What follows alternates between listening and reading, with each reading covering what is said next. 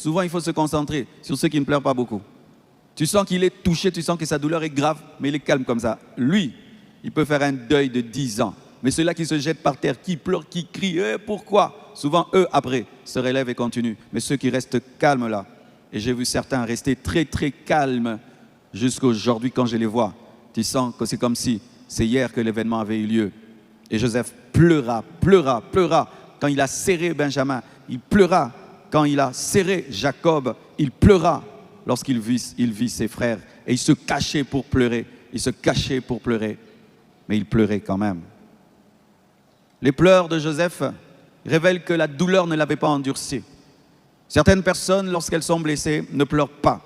Mais ce n'est pas que le manque de pleurs chez elles est un signe de guérison. Non, d'ailleurs, c'est un signe qu'elles sont toujours blessées, qu'elles ont perdu leur humanité et leur sensibilité. C'est pourquoi il faut toujours distinguer l'attitude d'un homme face aux pleurs. Certains pleurs symbolisent que tu es toujours blessé, mais des fois symbolisent que tu as gardé l'humanité, que la blessure ne t'a pas transformé, n'a pas fait de toi un insensible. J'ai connu une blessure dans ma vie. Quelqu'un m'avait fait très mal, très mal. Et je pleurais toujours pour de tels problèmes. Chaque fois que quelqu'un me faisait ce genre de mal, je pleurais pour ça. Et une fois, une personne m'a fait ça, j'ai dit, je ne pleurerai plus jamais pour ça. Ça paraissait être une bonne décision, mais j'avais remarqué que ça m'avait rendu insensible. Quelqu'un pouvait faire ça, ben, je ne suis pas là. Et puis Dieu m'a dit, non, ce n'est pas mon cœur. Jésus, fils de Dieu, pleura devant la mort de Lazare, alors qu'il savait qu'il allait ressusciter Lazare. Alléluia. Avoir un cœur qui peut pleurer prouve que tu as un cœur humain et tu ne feras pas du mal aux gens. Mais lorsque tu ne pleures pas et jamais, tu peux faire du mal à quelqu'un parce que tu deviens insensible. L'équilibre, la voici, c'est qu'il faut pleurer, mais pas tout le temps pleurer. Alléluia, c'est ça l'équilibre. Lorsque jamais tu pleures, c'est un problème. Lorsque tout le temps tu pleures, ça c'est encore un problème. Il faut un équilibre. Alléluia. Vous êtes là? Amen. Allons en profondeur. Quelles sont les causes des blessures de Joseph? Premièrement, c'est le manque d'une totale gratitude de sa mère quand il est né. Un enfant, quand il est né, il attend que maman soit très heureuse, papa soit très heureux. Mais il est reçu de manière mitigée par sa mère, pas par Jacob, par sa mère. Sa mère a Joseph et dit que l'Éternel m'ajoute. Elle dit Dieu a enlevé mon opprobre et puis elle dit directement que l'Éternel m'ajoute, c'est dire qu'elle n'était pas satisfaite d'avoir Joseph. C'est quand tu es un enfant, tu sens que tes parents t'ont engendré, mais ils auraient aimé avoir mieux que ça. Mieux que ça. Et ils trouvent que l'autre a mieux que. Parce que lorsque Joseph est né, Léa avait déjà beaucoup d'enfants. C'est-à-dire que même quand il est né, Rachel sentait qu'elle était toujours en retard. C'est-à-dire qu'elle n'avait pas une grande joie, une petite, mais elle louchait toujours sur le succès de sa sœur. C'est quand tu sens que tes parents t'aiment, mais pas trop. Ta mère t'aime, mais pas trop. Elle t'aime normalement, mais elle ne t'aime pas grave. Cela blesse. Et dès sa naissance, Joseph a pu sentir que sa mère cherchait un autre enfant. À peine il est né, maman veut déjà un autre enfant.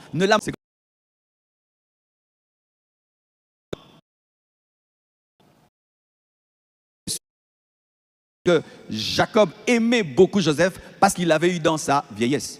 Mais lorsque vous lisez la Bible, il n'a pas eu que Joseph dans sa vieillesse. Il a eu aussi Benjamin. Mais Jacob aimait Joseph plus que Benjamin. Pourquoi? Parce qu'il a eu Benjamin dans sa vieillesse.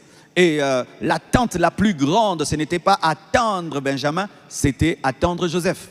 Ainsi, il a mis tout son amour, l'amour qu'il n'a pas donné à Ruben, son fils aîné, l'amour qu'il n'a pas donné à Judas, il a donné à Joseph. Et il n'a même pas caché qu'il aimait Joseph plus que les autres. Il lui a donné un habit multicolore qui montrait à tous ses frères que voici mon fils bien-aimé. Et c'est normal que ses frères étaient jaloux. Des fois, on condamne les frères de Joseph. Mais vraiment, ça c'est un problème de papa. C'est papa qui a créé un tel problème. Même quand tu apprécies beaucoup un enfant, tu dois être sage. Alléluia. Tu vas créer des sérieux problèmes. Et Jacob manquait la sagesse. Il montrait clairement que Joseph était son enfant préféré. Et en plus, Joseph avait l'habitude d'accuser ses grands frères lorsqu'ils faisaient le mal. Donc c'était l'enfant le plus loyal qui était la caméra de papa. Et Joseph lui-même, multiplie cette jalousie par l'immaturité. L'immaturité. Il voit des visions énervantes et il les partage. Alléluia. On ne partage pas toutes les visions et tous les projets. Quelqu'un n'a pas de pied, tu lui parles de tes chaussures. Est-ce que c'est bien? Alléluia. Quelqu'un n'a pas mangé, toi tu lui dis comment ton frigo est rempli. Il manquait la sagesse. Et il dit à ses frères, j'ai une vision. J'ai vu vos gerbes se prosterner devant la mienne pour dire que je serai plus grand que vous. Alléluia. La maman me distrait. Que je serai plus grand que vous. Et là, mes frères et sœurs, c'est lui qui déclenche cela. Ils avaient une haine, une jalousie à cause de l'amour de son père, mais aussi une jalousie à cause de ses prophéties et de son futur. Il n'est pas encore devenu grand, mais il a créé un esprit de jalousie chez ses frères en racontant comment il sera grand. Et ils sont déjà énervés de fait qu'il dit que leur gerbe va se prosterner devant la sienne, c'est-à-dire votre travail va se soumettre à mon travail, j'aurai un plus grand ministère. Il ajoute, j'ai vu encore les étoiles, le soleil et la lune se prosterner devant moi. Là, c'était encore la totale. La Bible dit, ils le haïrent davantage. C'était quelqu'un qui aimait énerver les gens. J'aimerais aujourd'hui parler à vous qui êtes blessés. Souvent, quand on est blessé, on dit toujours que c'est la faute des autres. Mais des fois aussi, c'est notre propre faute. Amen, hein? Certaines personnes attirent les blessures. C'est vrai qu'on t'a blessé, c'est vrai qu'on t'a fait le mal. Mais regarde un peu à ton niveau. Peut-être aussi c'est toi qui les as cherchés en n'ayant pas de la sagesse, de la discrétion. De la discrétion. Tu sais déjà que dans ce monde, c'est un monde de jalousie. Il y a des choses qu'il ne faut pas dire. Alléluia. Tu sais que dans ce monde, on ne supporte pas le succès des autres. Il y a des choses qu'il ne faut pas dire. Tu es parmi des pauvres, tu parles des millions. Mais toi-même, tu sais que tu crées un problème. Alléluia. Il ne faut pas dire toutes choses partout. Il faut éviter le combat autant que tu peux. Alléluia. Et des fois même, quand tu es parmi des gens pauvres, parle un peu plus de ta pauvreté, même ancienne, comme ça ils sont à l'aise. Amen. Hein? Alléluia. Ah oui, tu es parmi des amis, personne n'a un fiancé. Toi, on te drague. Toi, tu viens vite raconter, on m'a dragué. Non, ne dis pas. Garde ça pour toi. Alléluia. On ne dit pas tout dans la vie. On ne dit pas tout. Certaines blessures, je ne peux pas dire qu'elles sont méritées. Mais des fois, elles sont produites par un manque de sagesse, un manque d'intelligence. Déjà, tu sais que ton père t'aime beaucoup. 2, il te donne un habit qui montre qu'il t'aime. Maintenant, Dieu aussi t'aime beaucoup. Alléluia. Et Dieu t'aime beaucoup. Et il t'aime beaucoup. Comme Jacob t'aime beaucoup, Dieu aussi t'aime beaucoup. Maintenant, tous ces beaucoup-là, tu vas le dire à des gens qui n'ont pas beaucoup. Mais toi-même. Alléluia. Zalamael et Navi, Orozogapamba. Alléluia. Il y a des endroits, mon frère, fais semblant de ne pas être riche. Il y a des endroits, mon frère, fais semblant de ne pas beaucoup réussir. Il y a des endroits dans la vie, même fais semblant de ne pas beaucoup connaître. Parce que des fois aussi, tu montres ton intelligence en désordre, c'est pourquoi on ne t'engage pas. Il y a des endroits où on ne t'engagera pas si tu es trop intelligent. Tu vas effrayer le chef. Cache, parle calmement. Je me souviens une fois, j'ai fait une émission. Pendant qu'on faisait l'émission, on me pose une question, je réponds. Et puis on pose la question à l'autre, il ne répond pas bien. 2 fois, Dieu m'a dit, arrête ça. Arrête ça. Ne montre pas toute ton intelligence. Diminue. J'ai commencé à donner des réponses un peu comme ça parce que l'écart allait être tellement grand entre moi et l'autre. J'ai senti qu'il allait m'haïr. J'ai dosé l'intelligence pour garder la paix. Parce que cette émission-là, ça allait m'amener où? Mais ma relation avec lui allait m'amener loin. J'ai dosé l'intelligence.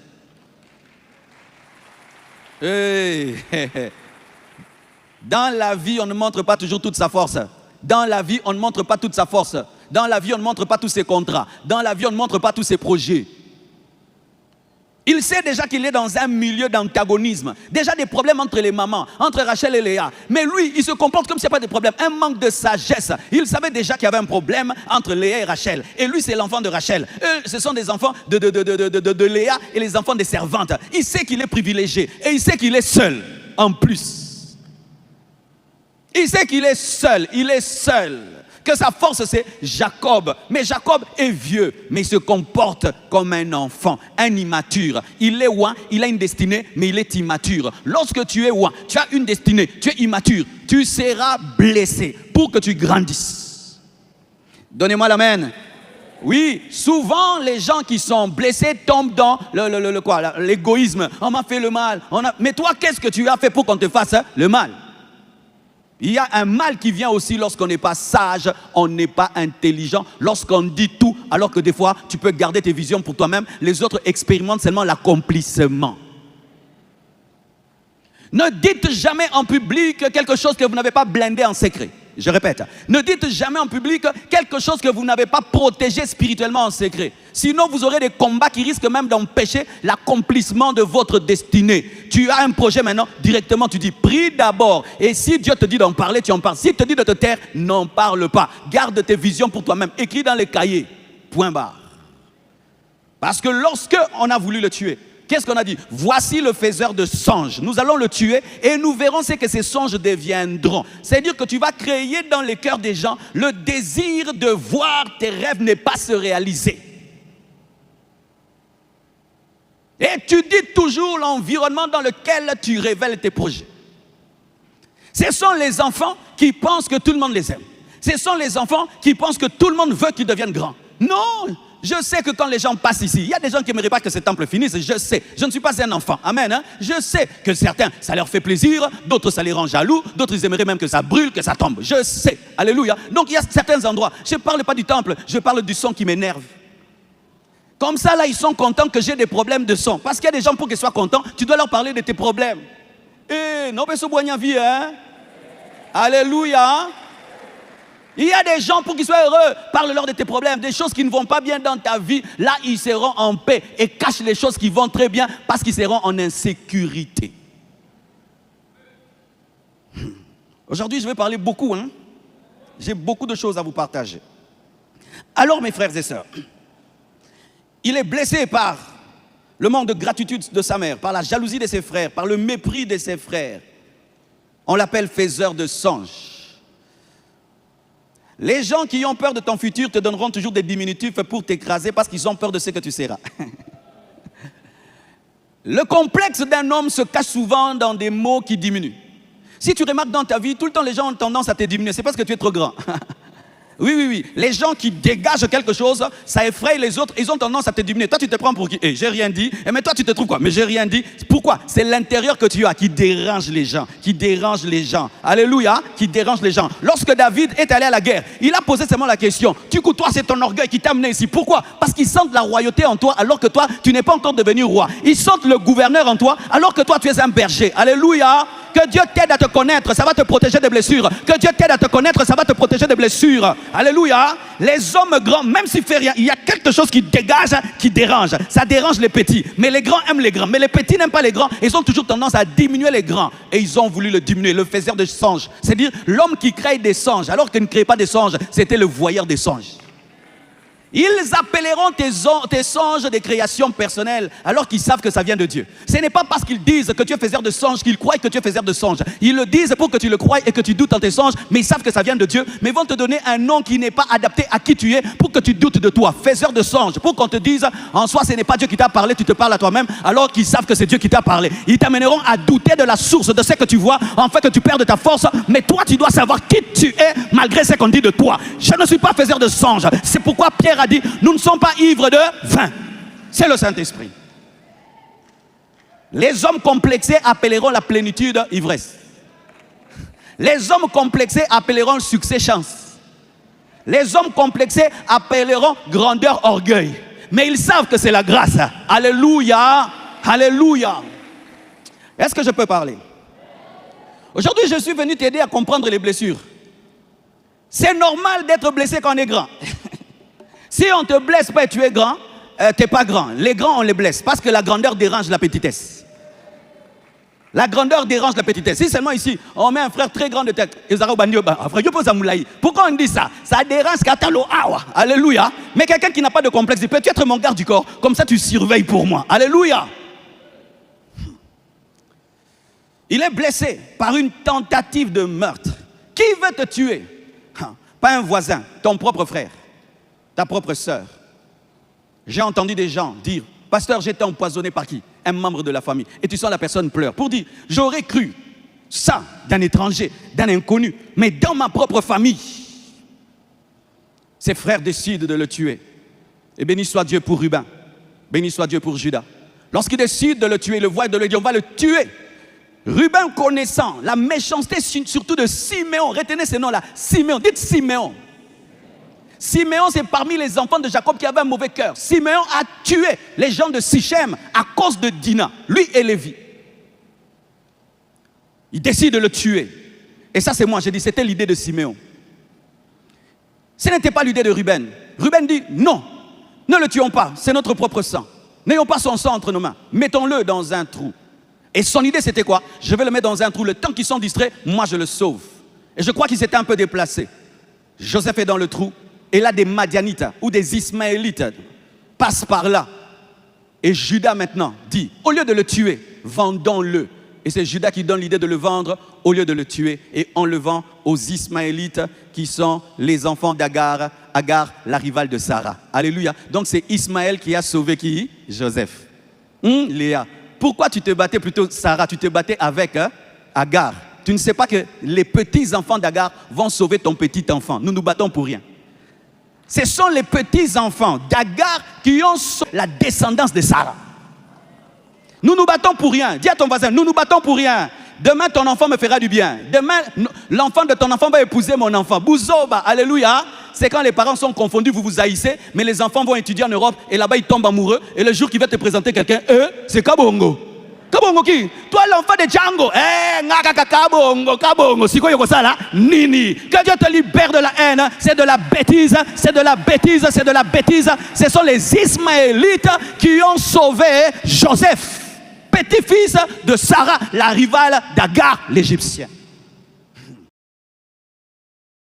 Tu comprends les Écritures, plus tu deviens calme dans la vie.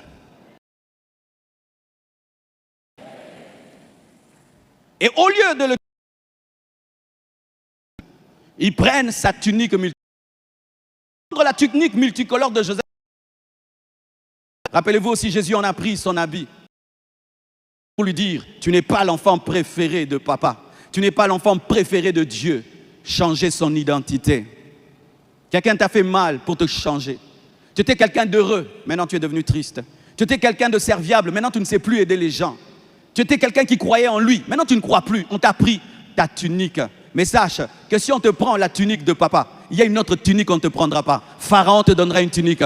Pharaon te donnera une tunique et personne ne te la prendra. Laisse-les prendre cette tunique. Ça dégage tes épaules pour recevoir une tunique plus grande. La première tunique sera donnée par ton père, mais la deuxième sera donnée par le roi Pharaon. Il le jette dans un trou. Et là, il est vendu. Vous savez à combien? À 20 cycles d'argent. 20 cycles d'argent, c'était un salaire d'un ouvrier de quelques mois.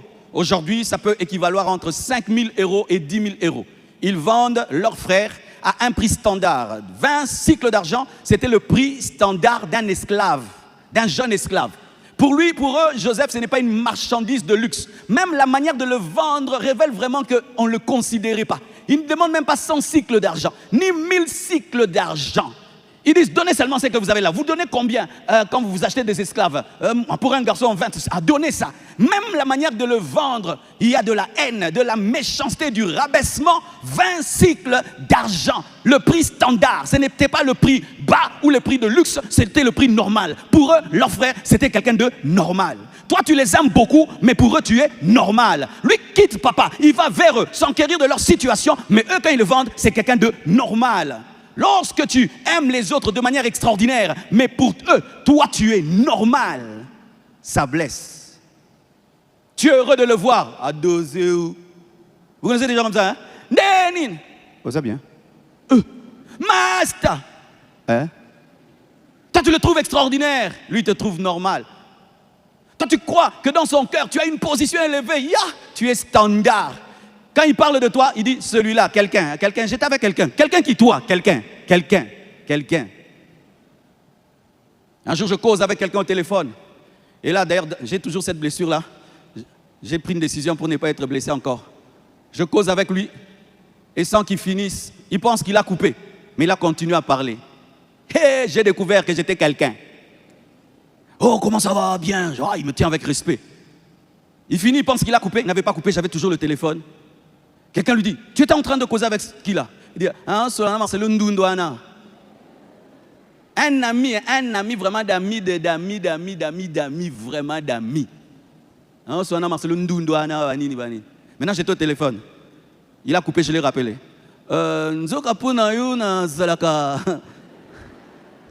Mais c'est pas grave si je le suis. Gloire à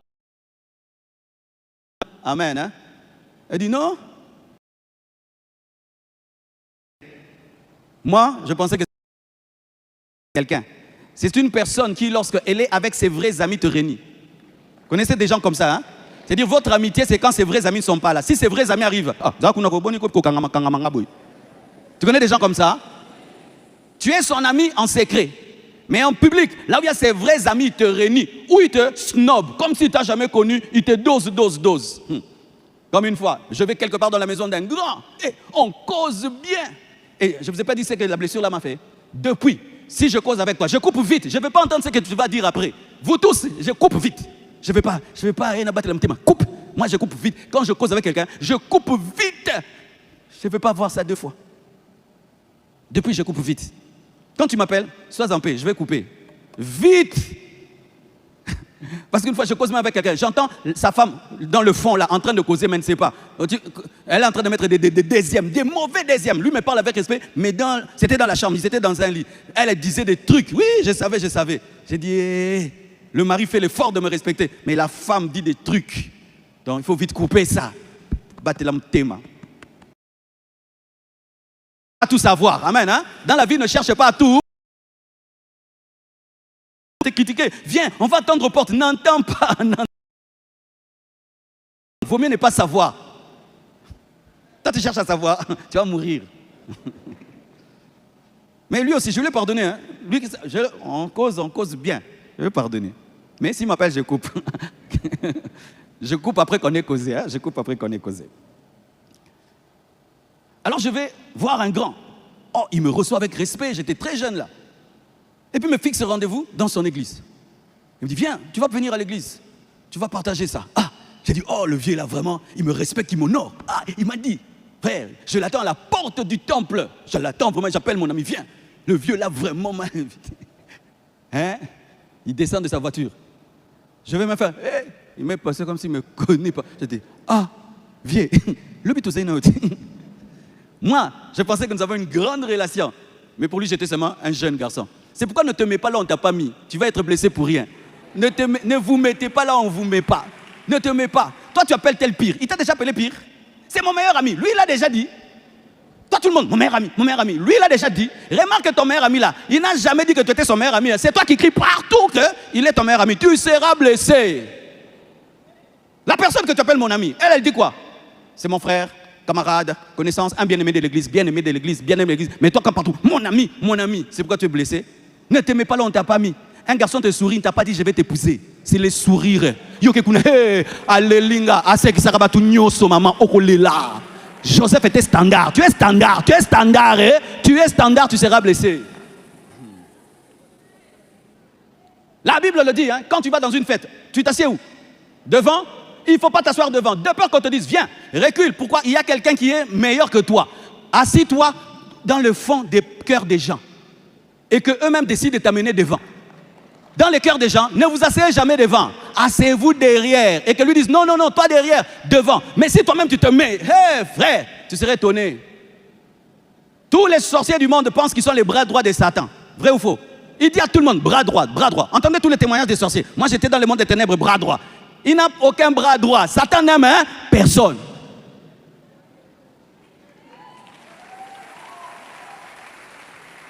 Vérifie toujours. Mon meilleur ami, c'est ma soeur que j'aime trop.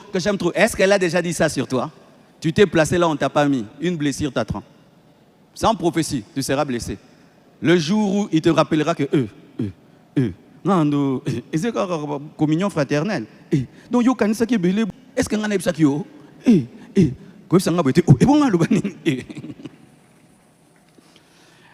je vais aider aussi certains frères. Certains frères qui ne sont pas habitués au sourire des sœurs, le jour qu'une sœur te sourit, tu penses qu'elle est dingue de toi. Et maintenant, tu dis, ah, elle-même, et tu vas vite la draguer. Et puis, pao, tu es étonné maintenant. Oh, mais je ne comprends pas. Avec tout le sourire là qu'elle m'a donné, comment après pao? C'est une sœur souriante. Elle sourit à tout le monde. Ce n'est pas seulement à toi. Quelqu'un peut te faire des compliments, mais il ne t'aime pas pour le mariage. Quelqu'un peut te dire même tu es jolie, mais pas pour le mariage. Le problème, c'est que tu te mets vite à la place sans compris. 20 cycles d'argent. Dans la méchanceté, ils sont méchants. Alléluia. Dans la méchanceté, ils sont méchants. mal, mais vendez-les même bien.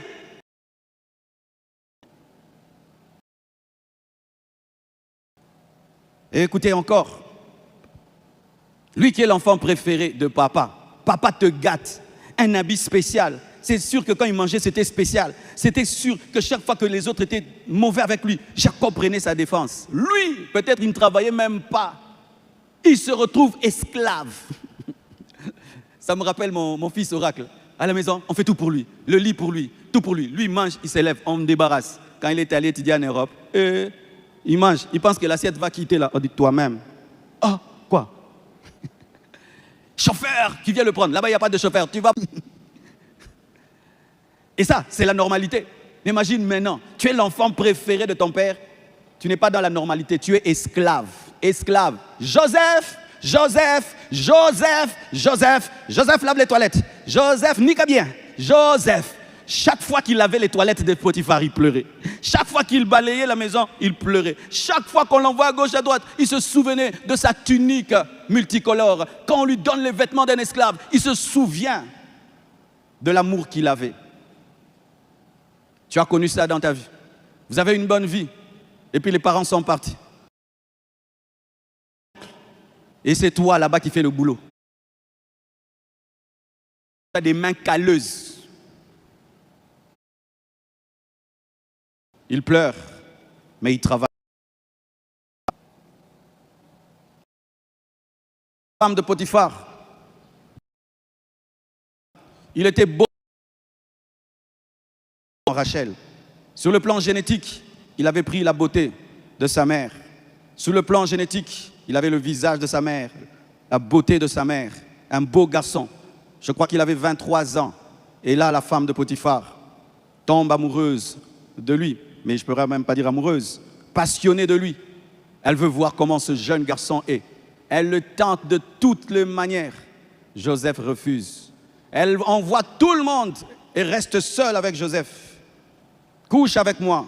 Il dit non. Comment commettrais-je un si grand péché? Tout ce que je dis, c'est dans Genèse 37 jusqu'à Genèse 50. Il n'y avait pas moyen que je lise tout ça, mais allez lire cela, Genèse 37 jusqu'à 13 chapitres, Joseph. Il refuse. Couche avec moi, il refuse. Jusqu'à ce qu'elle tienne son vêtement. Et Joseph s'en débarrasse et s'enfuit dehors. Cette femme prend l'habit de Joseph, crie et dit, regardez mon mari, il nous a amené cet Hébreu pour se jouer de nous. La preuve est là. Qu'est-ce que ton habit fait dans la chambre de ton patron, dans les mains de la femme de ton patron? Est-ce qu'une femme aussi chic peut désirer un esclave comme toi? Toutes les preuves sont contre lui. Et Joseph n'avait pas parlé. Pourquoi? Ça ne servait à rien. La parole d'un esclave face à la parole d'une Égyptienne, la femme du chef des gardes de l'Égypte, ça ne servait à rien. Il finit en prison parce qu'il s'est sanctifié. Il finit en prison parce qu'il a refusé de coucher avec elle. S'il avait accepté, il ne serait pas en prison. Il allait avoir une vie cachée avec sa patronne. Il allait avoir beaucoup de moyens, beaucoup d'avantages. Mais il refuse cette vie de luxure et préfère aller en prison. Nulle part dans la Bible, on nous dit qu'il a accusé cette femme et tout. Il a laissé parce qu'il trouvait que ce n'était pas important. Et même s'il parlait, il n'allait pas vaincre.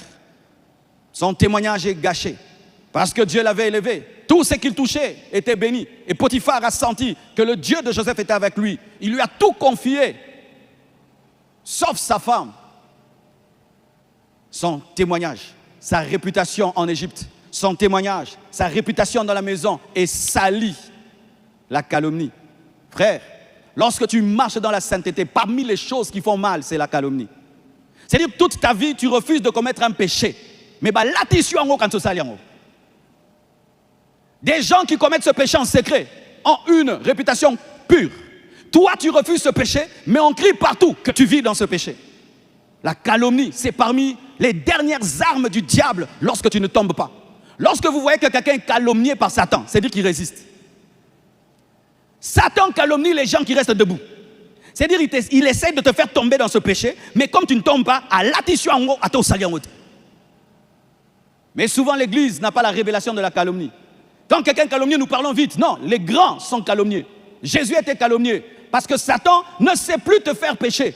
Alors au moins, qu'il te salisse sans que tu pêches. Et il sait qu'il y a des gens qui vont croire. Satan était un calomniateur. Et l'Église aujourd'hui n'est pas bien enseignée sur la calomnie. Il y a des choses que nous croyons facilement parce que nous ne sommes pas enseignés sur la calomnie. Quand je vois même des gens des fois, tu vois, ils disent des choses sur moi. Je dis, oh Dieu, pardonne-moi tout ce que j'ai cru sur certains hommes de Dieu. Ils croient vraiment, oh lui, assassin, lui, ceci, vraiment, assassin. Ils font des marches. Hé, la calomnie peut faire sortir quelqu'un de sa maison. Et il va. Quelqu'un a dit, meurtrier, vous ne vérifiez pas. Oui, oui, oui, oui, oui, oui. Et ta réputation est détruite comme ça, tu n'as rien fait. Mais il y a des gens qui te traitent comme si tu l'as fait. Que faire? Va seulement en prison. C'est là-bas que Dieu va te justifier. Mais quand Dieu va te justifier, ce n'est pas, Pharaon ne dira pas que tu n'as pas violé. La grâce de Dieu va dire que tu n'as pas violé. Il y a des justifications par le succès, des justifications par la faveur. Nulle part dans la Bible, on nous dit qu'on a dit Joseph n'a jamais cherché à violer la femme d'autrui. Mais il est devenu gouverneur. Le dossier effacé. C'est dire quoi? S'il l'avait fait, Dieu ne serait pas avec lui. Comme Dieu est avec lui, donc il ne l'a pas fait. Dieu a plusieurs méthodes de justification. Dieu n'est pas toujours obligé de dire que tu n'as pas violé, mais il va seulement prouver que tu n'as pas violé en étant avec toi. Oh, donne-moi la main. Donne-moi la main. C'est pourquoi quand tu es calomnié, voici ce qu'il faut faire. Manifeste Dieu. Manifeste Dieu. Jésus était calomnié, il ouvre les yeux des aveugles, il fait marcher les paralytiques. De sorte que quelqu'un dit, s'il était un pécheur, comment est-ce que Dieu exauce les pécheurs? Moi je crois en lui, il m'a guéri. Vous qui dites que vous êtes ça, vous n'avez pas guéri. Mais lui le pécheur m'a guéri, donc il n'est pas pécheur. Lorsque tu es calomnié, reste là, on t'a calomnié et démontre la nature. Parce que les paroles ne peuvent pas te justifier, mais démontre. À moins que Dieu te permette de te justifier, mais s'il ne permet pas, que ta nature te justifie. Oh, donne-moi un amen. Donne-moi un amen. Un grand homme de Dieu vient au Congo, un Nigérian. Il dit, lorsque tu vas dans une ville et tu ne connais personne et tu cherches le leader, c'est facile. Ah, on dit comment? Cherche la personne la plus combattue. Va chez elle, c'est elle qui est leader. Tu vas dans un village, tu veux connaître le leader, va seulement au marché. On parle du mal de lui. Lui, tu dis, Kadima, Kadima, Kadima, Kadima. Va chez Kadima, c'est lui le leader. Basangelara muta makasi, basangelara muta makasi, basangelara muta makasi. On le calomnie. Et il se retrouve parmi les impudiques, mais il n'est pas impudique. Il se retrouve parmi les violeurs, il n'est pas violeur. Un jour, on a dit du mal de toi, et c'était faux, ça détruit ta vie. Certains, même à l'église, sont calomniés. On vient vous accuser au bureau, chez moi, mais tu ne l'as jamais fait. Et peut-être aussi, dans notre sagesse, on a maltraité ton cas. Hein, à l'église, on a maltraité ton cas. Et puis on t'a suspendu aussi, mais tu avais raison. Si tu n'as pas la sagesse de Dieu, ça va te détruire. Quand tu es calomnié et tu sais que devant Dieu tu ne l'as pas fait, bénis Dieu, vis la vie de Dieu, manifeste Dieu et Dieu finira par te justifier. Donne-moi la main. Mais c'est difficile. C'est parmi les grandes douleurs dans la vie d'un homme qui craint Dieu. On t'appelle impudique. On présente des enfants que tu n'as jamais eu. Comme au Congo maintenant, photo veut dire tout. Hein? Photo veut dire tout. Donc si tu prends la photo avec un bébé métis, c'est ton bébé. Eh, vraiment, yiya. Yiya ko créé sur ma kambuba, yiya. Tu connais yiya? Intelligence artificielle en lingala. Aujourd'hui, avec l'internet, on peut te prendre là, on enlève ton visage. On enlève le visage de quelqu'un, il est nu, on prend ton visage, on met sur lui. Comme on te voit, c'est lui, il est nu, c'est son visage. Non, aujourd'hui, le visage, ça ne veut rien dire. Beaucoup de photos qui circulent aujourd'hui sur moi sont fausses. Il y a même des photos qui circulent, Maman Esther avec Choukranier Chifra qui jouent ensemble. C'est faux. Mais il y a des gens qui disent waouh, quelle famille merveilleuse. Yiya. Il y a une vidéo qui vient de sortir. Moi, elle, on est en train de préparer les beignets. Même moi, je suis étonné que je sais préparer les beignets parce que je ne sais pas préparer les beignets. Yiya.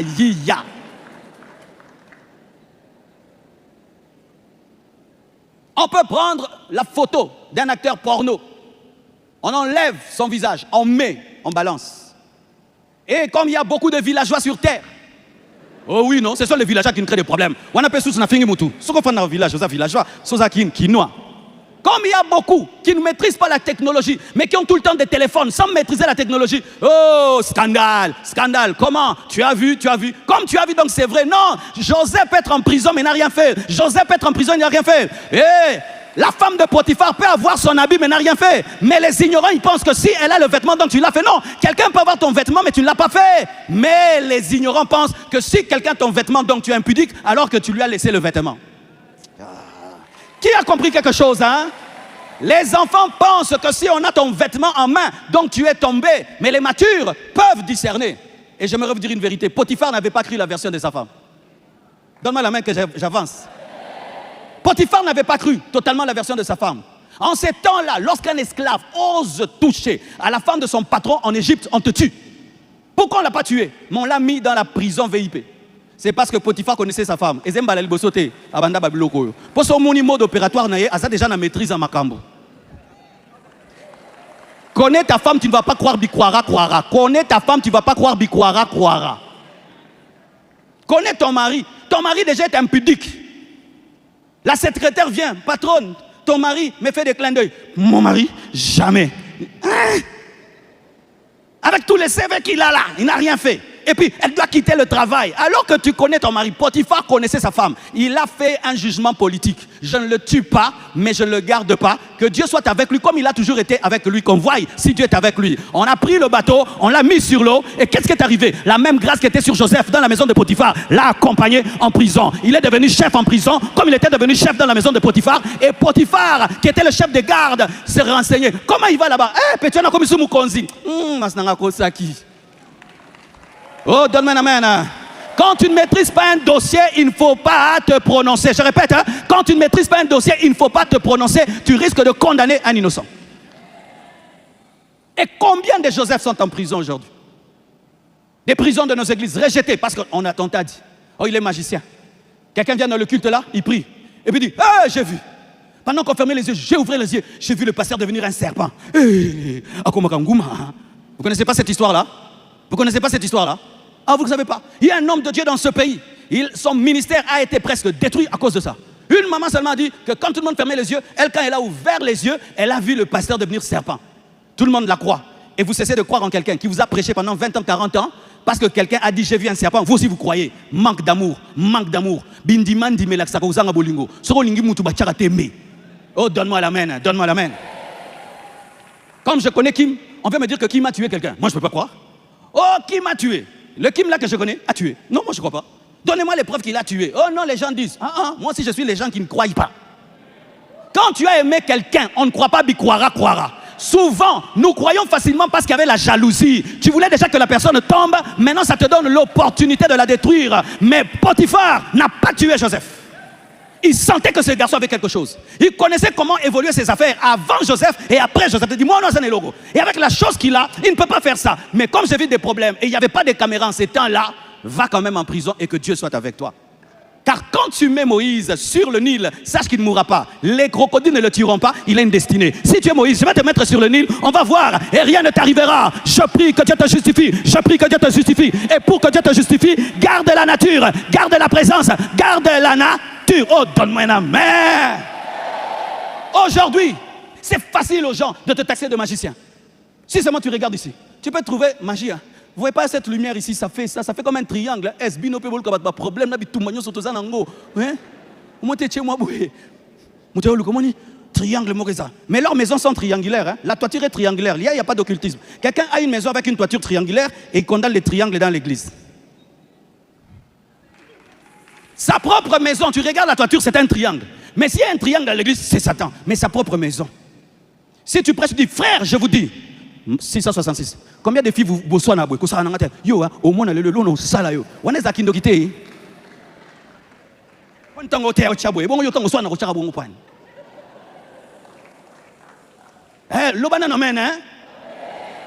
La calomnie, la vérité renversée. Si on t'a calomnié, mon frère, et tu te reproches de rien, Dieu va te justifier. Dieu va te justifier. Pendant un temps, on va croire en l'habit de Joseph. Mais il y a quelqu'un qui serait intelligent. Oh, comment ça? Donc si quelqu'un a l'habit de quelqu'un, donc il est couché avec lui. Oh, mais moi des fois aussi j'ai l'habit de quelqu'un, mais on n'a pas couché. Calomnier. Il va en prison. Malgré qu'il va en prison, il sert les autres. Et il sert les chansons. Il donne la révélation sur les chansons qui sera restaurée. Le panetier, c'est celui qui sert le pain du roi. Les chansons, c'est celui qui sert le vin. Et il dit au panetier, toi tu vas mourir dans 3 jours. et chanson, tu seras relevé dans 3 jours. Mais quand Dieu va te relever, souviens-toi de moi, on l'oublie. Tu as aidé les gens, tu as payé leurs études, ils deviennent grands, ils t'oublient. Tu as formé quelqu'un, il devient un grand pasteur, il t'oublie. Tu as aidé quelqu'un dans les moments difficiles, maintenant il a les moyens, toi tu souffres, il t'oublie. Ça fait mal. Et combien des enfants font ça même à leurs parents? Ton père te fait étudier, te forme, te donne tout, tu deviens un grand homme, tu l'oublies. C'est pourquoi, chère sœur, lorsqu'un garçon t'épouse, n'oublie pas qu'il a un parent, qu'il a une maman et qu'il a un père qui a pris soin de lui.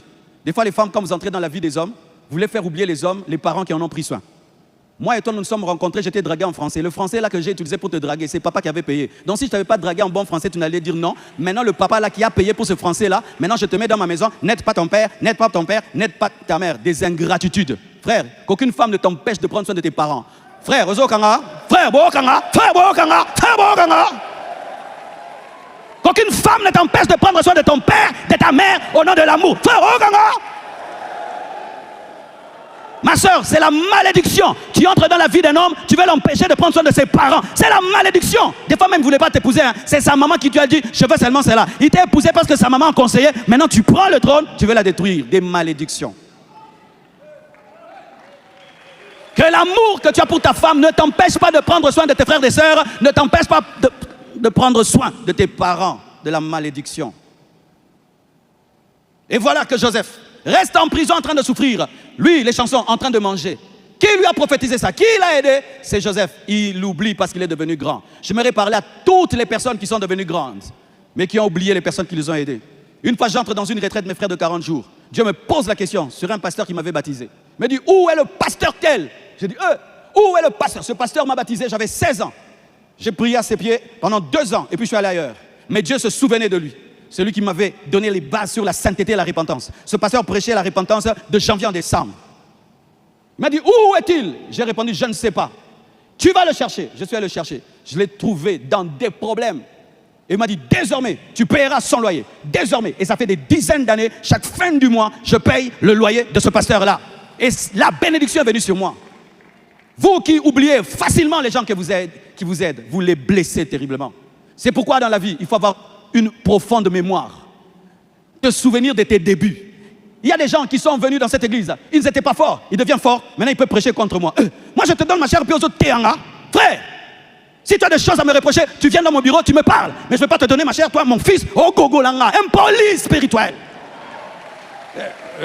L'Obamene, tu ne connais pas mon bureau pour me dire papa, ça. Maintenant je te donne là, oh chrétien là. Un prédicateur c'est toujours quand on les crèche. Un prédicateur sait toujours quand un fils le crèche, il sait. Quand tu deviens grand, ne blesse pas les gens qui t'ont aidé, même s'ils t'ont donné le foufou. J'ai des problèmes avec un ami, des grands problèmes.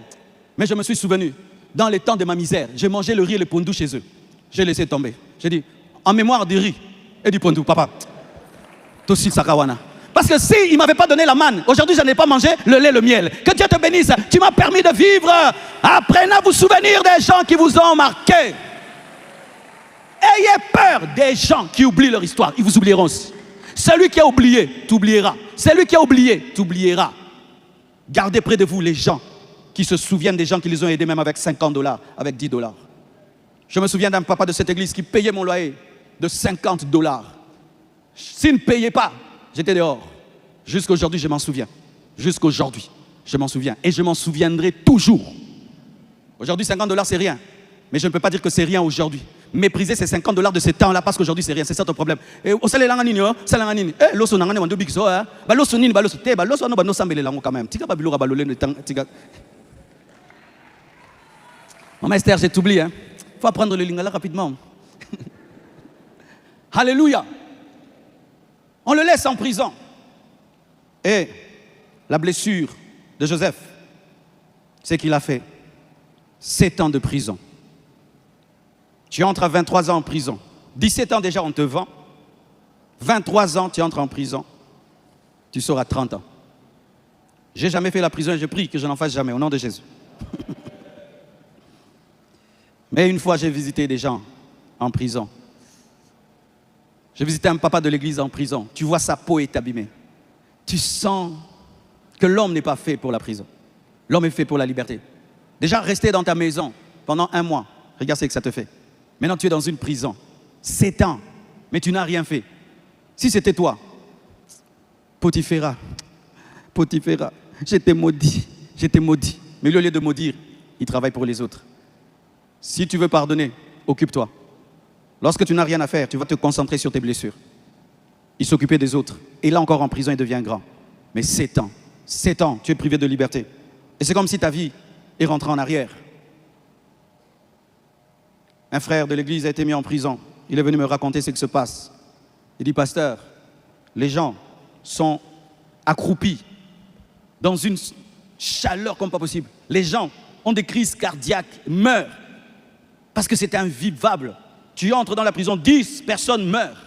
Ce jeune n'a pas fait 1 année. Je crois qu'il a fait quelques mois. Il est sorti. Tu sens qu'il a grandi. Il regarde le monde autrement. Et tu n'as rien fait.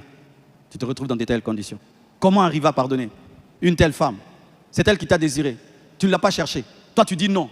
Tu fais 7 ans en prison. Tu ne vas pas dire, journée au Bima, au Mona. Ah. C'est pourquoi, chers juges, vous tous qui avez le pouvoir de mettre quelqu'un en prison, faites attention de ne pas mettre des Joseph en prison. Vous tous qui avez le pouvoir de mettre quelqu'un en prison, faites attention. Parce qu'un Joseph peut détruire ta vie. Il entre en prison, mais ta vie va en prison. Il entre en prison, mais la vie de tes enfants est détruite. Il entre en prison, le futur de votre famille est détruit. Au dernier jour, tous les juges iniques qui ont mis en prison des innocents seront jugés. C'est pourquoi Joseph, il ne faut pas haïr. Laisse le Dieu qui est élevé au-dessus de tout. Il te jugera et il jugera pour toi. Acclame le Seigneur. La blessure de Joseph provient du fait que son père le manquait. Comment vous allez le savoir? Quand il a vu ses frères, il pose des questions. Votre père vit-il? Votre père vit-il? Votre père vit-il? Votre père vit-il? Comment va Jacob? C'est-à-dire tout le temps que Joseph passait en Égypte, il se souvenait de papa. Et tu sais, quand quelqu'un t'aime beaucoup, et tu sais que tu es parti brusquement, tu te soucies des fois plus de lui que de toi. Tu dis peut-être ça va le tuer. Il aura une crise cardiaque. Est-ce qu'il a pu supporter mon absence et mon départ? Votre père vit-il? Jacob vit-il? Et après, Benjamin le manquait. Je veux voir votre frère. Amenez-le ici. Si c'est vrai, revenez avec lui. Mais il se cache, il montre comme s'il est dur. Mais il voulait voir Benjamin. Ne pas voir quelqu'un qu'on aime blesse. C'est pourquoi lorsque tu sais que tu es aimé, ne prive pas l'autre ta présence. Alléluia. Il y a des gens, quand tu les aimes, comme bipalé moboé. En français, ils deviennent bipalé. Fiers. Tu l'aimes tellement, maintenant il en profite maintenant. Anyongo, il y a tout cela. Ah, tantin, il y a tout là. Anzalate. Parce que, c'est comme un nyokolo. Konyoko la te mutalingio. Pota bolingwe ça la passe. Jacob le manque, Benjamin le manque. C'est pourquoi quand il a vu Jacob, il a oublié qu'il était un gouverneur. Il s'est jeté à son cou. Quand il a vu Benjamin, il a oublié qu'il était un gouverneur. Il s'est jeté à son cou.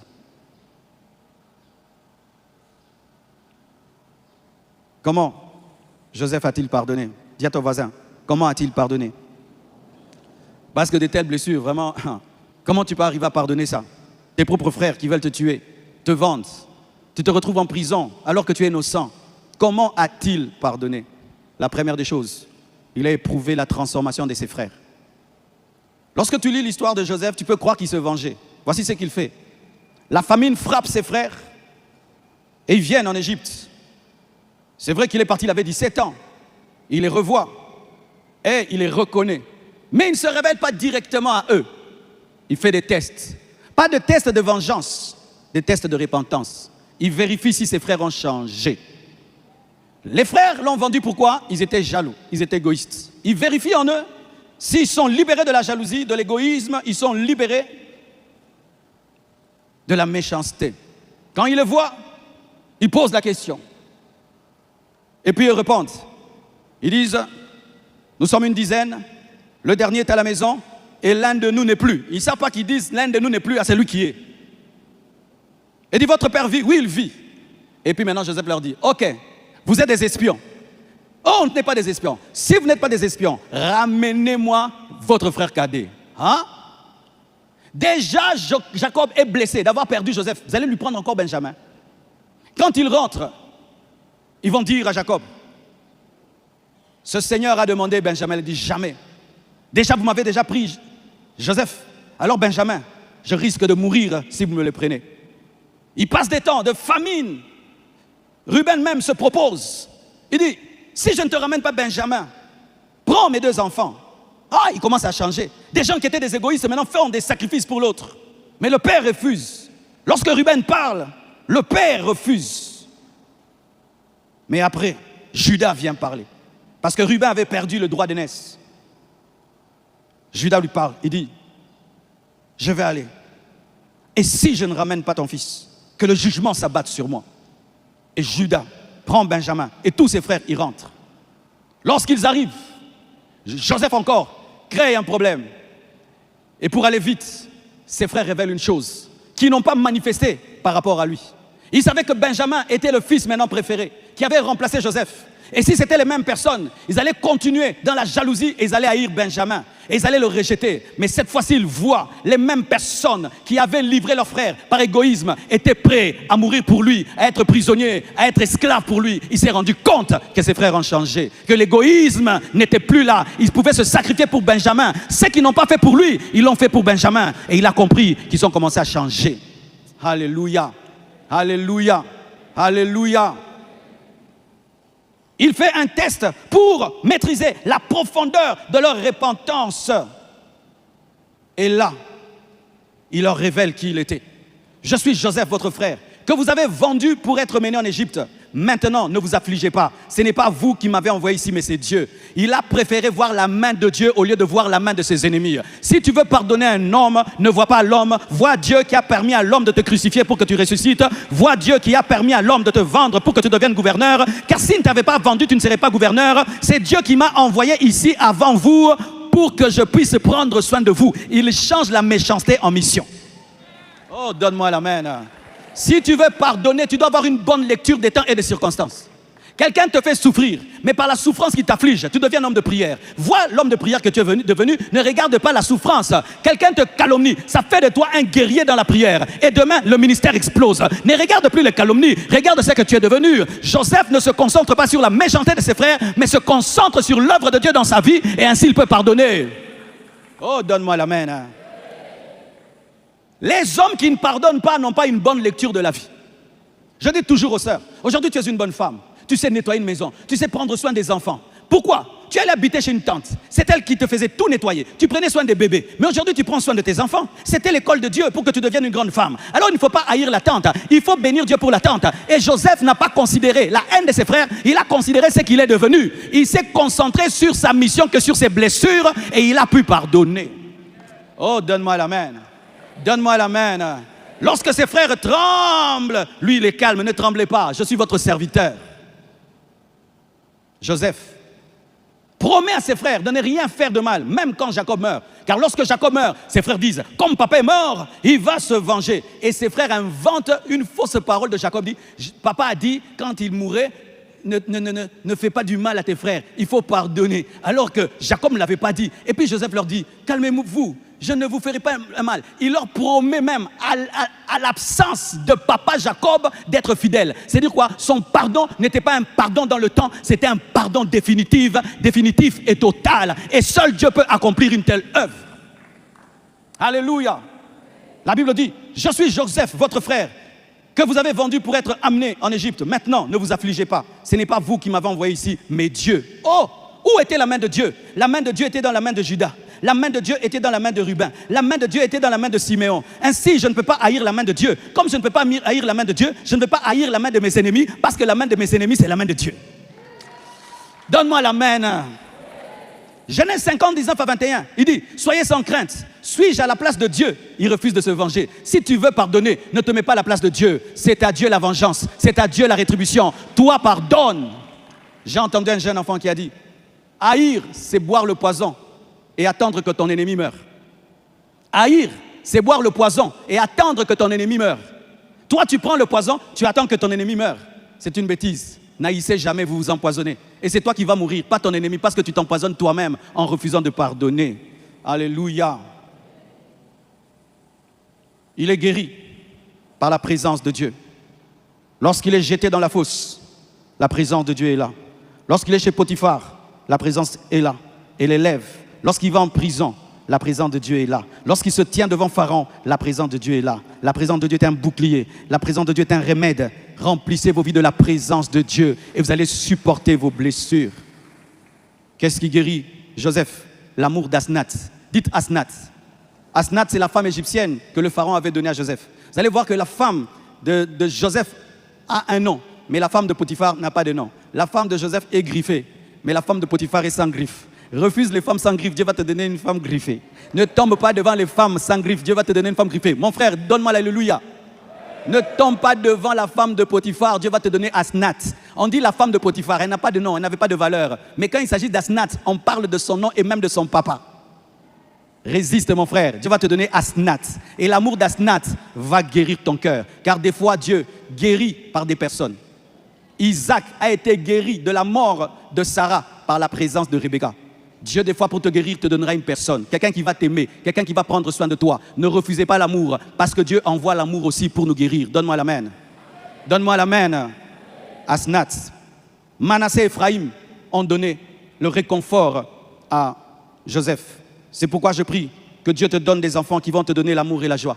Des enfants qui t'aiment, ça donne la force. Une femme est venue me voir, pasteur, tout le monde m'a abandonné, mais c'est ma fille qui est mon amie. Je lui dis tout. Tu sens que cette fille n'est plus une fille, c'est un ange de Dieu dans sa maison. Que Dieu te donne des enfants qui t'aiment, des enfants qui t'appellent, des enfants qui t'encouragent, des enfants qui ne viennent pas seulement demander, des enfants qui ne viennent pas seulement pour que tu payes des choses, mais qui t'aiment. Et je t'assure, tu vas traverser des moments difficiles. Ces enfants seront un bouclier. Surtout lorsque les enfants ont grandi et qu'ils ont compris, ils deviennent un bouclier. Maman, pardonne à papa, ça va passer. Maman, il ne faut pas te suicider. Nous, on t'aime beaucoup. Papa, tiens bon.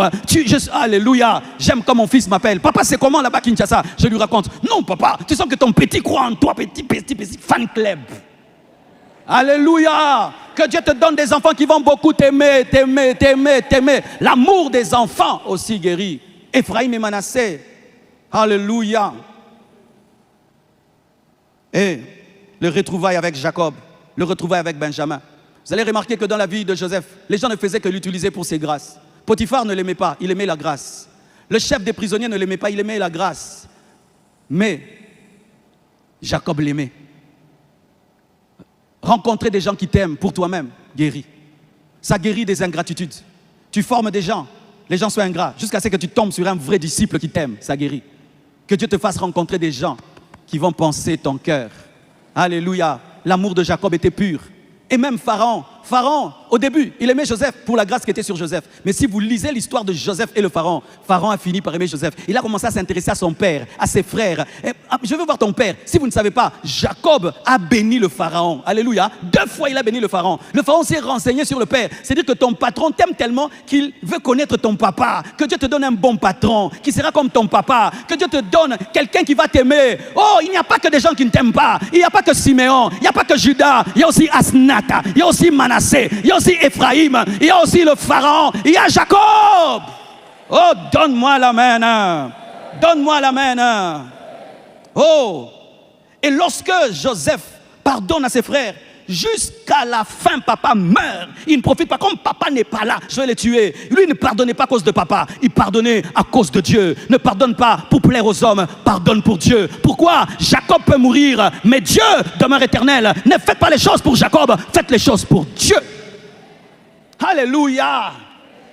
Je me pose toujours la question, la femme de Potiphar, quand elle a entendu que Joseph est devenu gouverneur à Salaginini, là c'est moi-même. Elle est venue le chercher. Joseph,